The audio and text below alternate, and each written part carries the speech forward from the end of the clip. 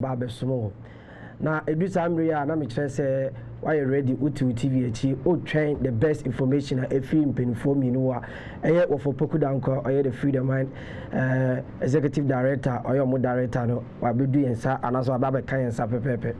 Sasuna of Israel and Kroma, or the National Coordinator, Emma Freedom Mind Movement, and also Abba Kayan Sa and and that's what I just say. We said the most important historical thing and you be experiencing and when the media you be view and they na edu samre I say match now I crado.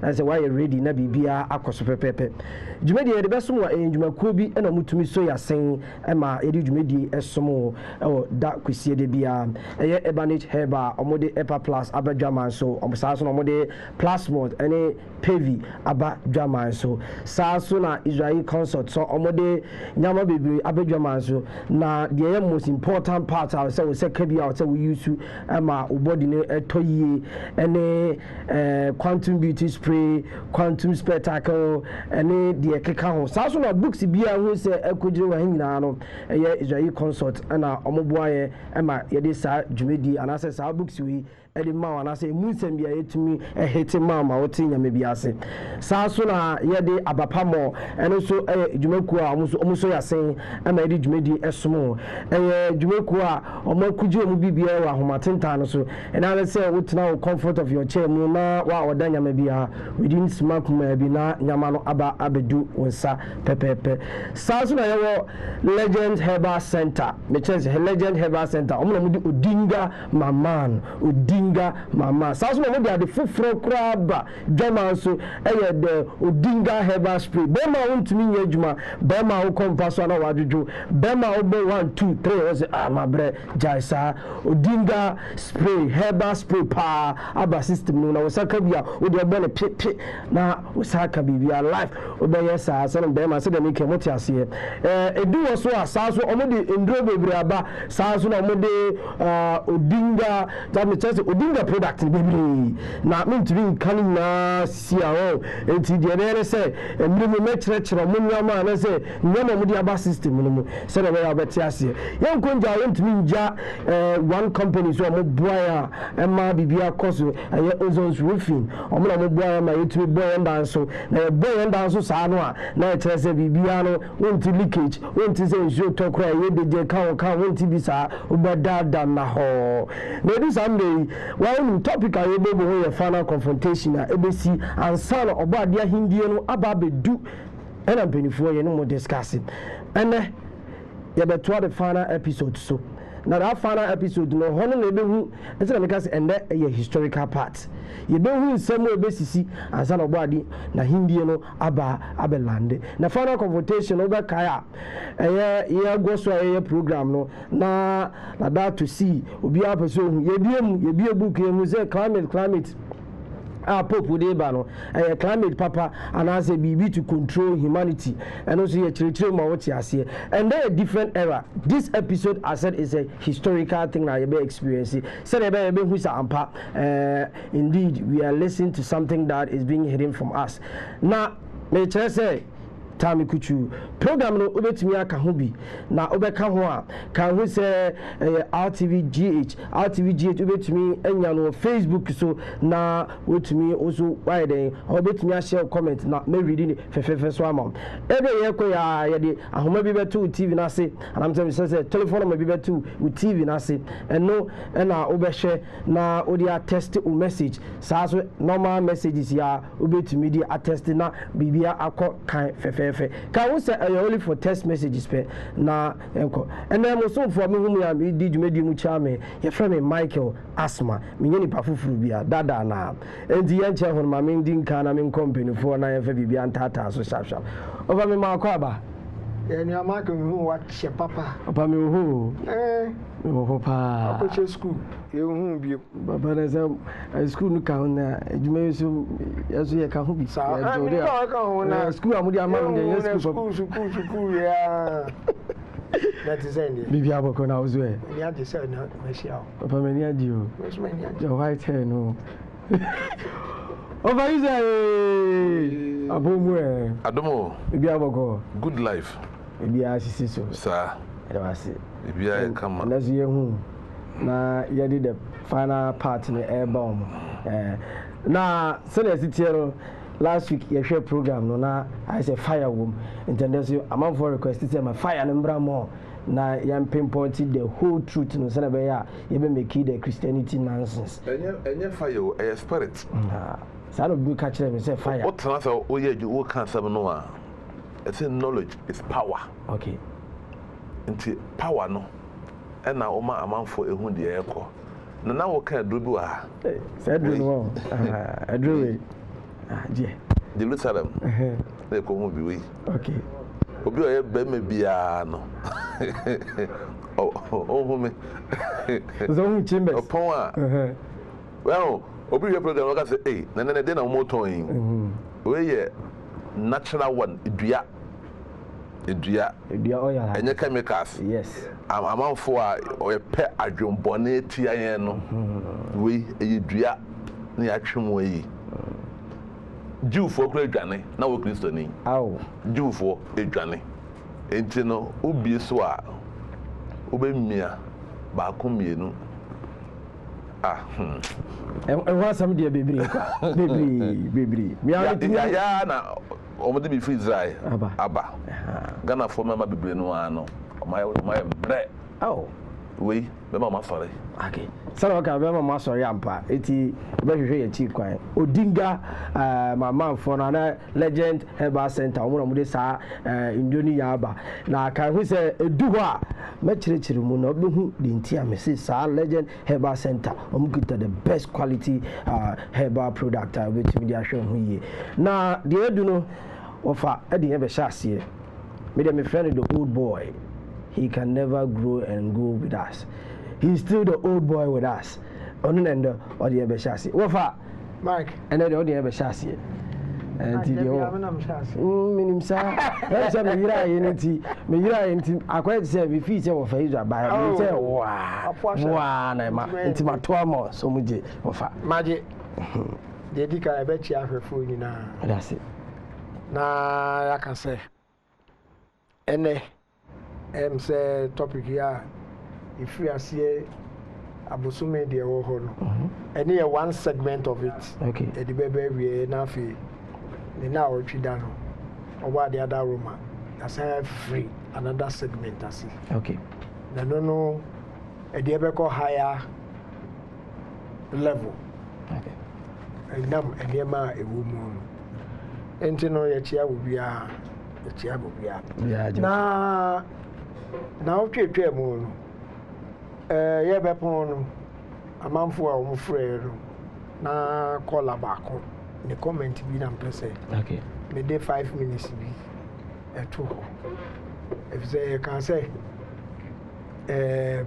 pagan room na esuma wo horo na ye metralism okay ne fan a friend Soul Invictus and na pagan romance no eso ani da ekwesi ada nti ekoba say ene pope edi apre a la that to see mo kasa bebre say say we are seeing nyina je kwesi ada esum atum na ekoba no ene ma ye ko akiri ko say na den kwesi ada sum ne fi fa ne bai ade no person oba ade nhihye oyi free ho no de entroba ti anu mu ne ekore nti ye ma amanfo ekwan ya omo so kire o ma bi na kolle be kan say de bia ne kan say Constantine invented Christianity and so now bishops e wo hold mo de tane ne ma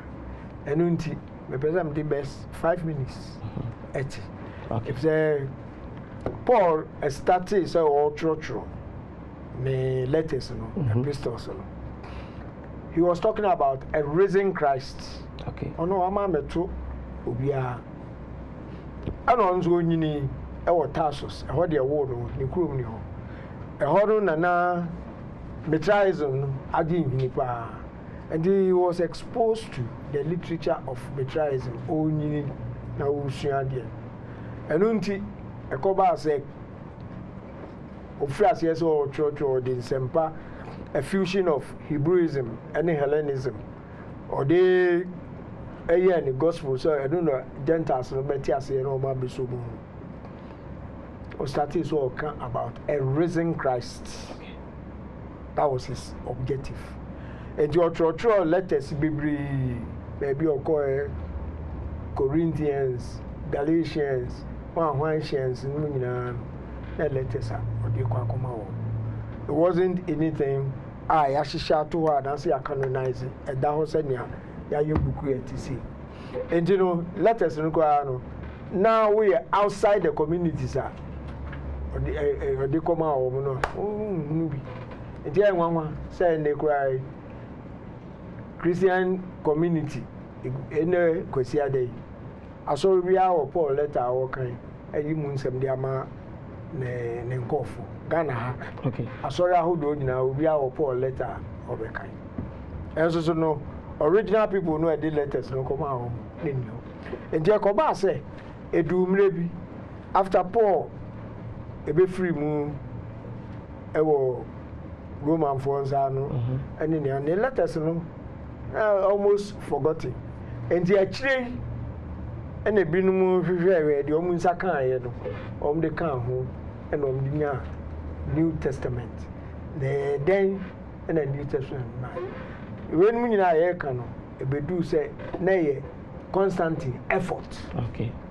On a namne so 4th century AD. Okay. And there's a asema Matran ten eba be chato. If it's an apple, the any more of Hellenistic approach, and as I emphasize Hellenistic Christianity. If you be play Rome, or yes, I be rebranded. The aye, ye be. And in the name of Bia and a Christopher Cremu, and Jesus Christ, or the Savior of the world, then you know, they invention. And all the abba. And we are say abide into it. I enemy. Omo can say a train. Second coming. Am I omo de buy a cry at say Jesus not coming back. Yeah. Yatiti be free. And there na me am de ma de am be kan. Me say na nya no kura ma. Na de ogina mu na de ko. Enu hia me. Na de hia say invention or ye ne say. Nti e be read Nexus magazine. Okay, Nexus magazine. Okay, and Bekin kind. Nexus magazine. Send it in you. Book now, I come with them. See in it here. Okay. Okay. Part now, you be kind Siciano. Let us say, you baby redeem what you see in tea. Yabutrianity. The fourth origin of New Testament. And in it, Adia Daso. In the 4th century, the Roman Emperor Constantine united all religious factions under one composite deity and ordered the compilation of new and old writing into a uniform collection that became the New Testament. There is, however, a reason why there were no New Testaments until the 4th century. They were not written until then.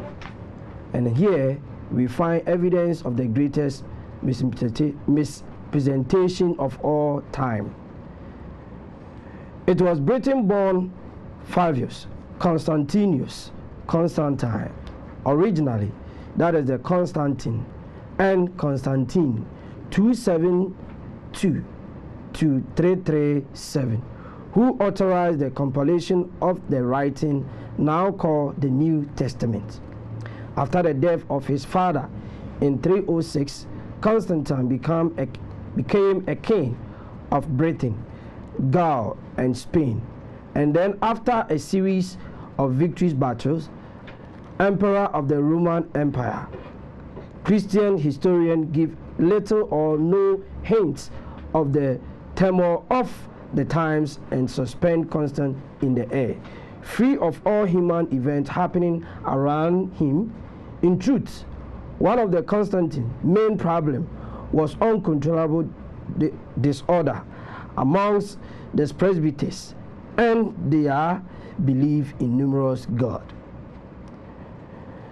The majority of modern day Christian writers suppress the truth about the development of their religion and consult Constantine's effort to curb the disputatious character of the presbyters who are now called church fathers.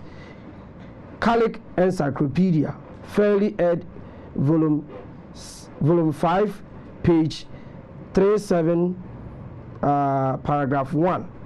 They were mandated to tell the life of Constantine attributed to the Eusebius, the Polyphus of Calasius, that is chapter 335, volume 3, page 171, that is the Nyssa and post-Nyssa father, cited at N and PNF, attributed to St. Ambrose.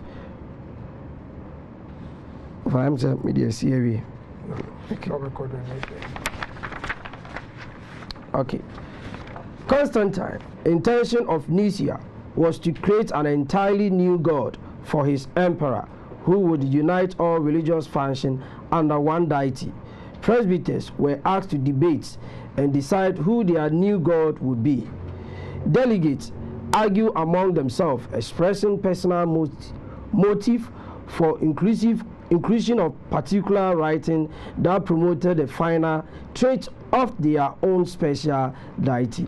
Throughout the meeting, holy fashion were immersed in heated debate, and the name of 53 gods were tabled for discussion.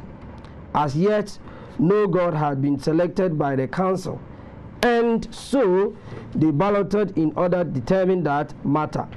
For 1 year and 5 months, the balloting lasted. God Book of Escra, Professor S.L. Masgera, translated the Assembly 1992 chapter 8, paragraph 36 to 41. At the end of that time, Constantine returned to the gathering to discover the presbyters had not agreed on a new deity, but balloted down to a shortlist of 5 prospects: Caesar, Krishna, Mitra, Ares, Zeus, Historian Ecclesiastica, that is Eusebius, chapter 325. Constantine was the ruling spirit at Nicaea, and ultimately decided upon a new god for them. To involve British function, he ruled that the name of that great god, Jesus, be joined with the Eastern Savior god, Krishna. That name of the Krishna is the circuit for Christ, and thus Jesus Krishna would be the official name of the new Roman god. A vote was taken, and it was with a majority show of hands, 616 vote to 157, that deity became one god. Following the long-standing hating custom, Constantine used the official gathering and the Roman apotheosis decree to legally defy 2 deities as one, and did so by the democratic contest. A new god was proclaimed and officially rectified by the Constantine in the year, that is in the Nicaea 1618. That purely political act of deification effectively and largely legally placed Jesus and Krishna among the Roman gods as one individual composite. The abstraction lent entirely existence to amalgamated doctrine for emperor new region, and became there was no letter J in the alphabet until around the 9th century. The name subsequently evolved into Jesus Christ. Mama kan we nu nyina ama wa hunu the entire can say ono no inventi Christianity. Belief foundation was me new god ama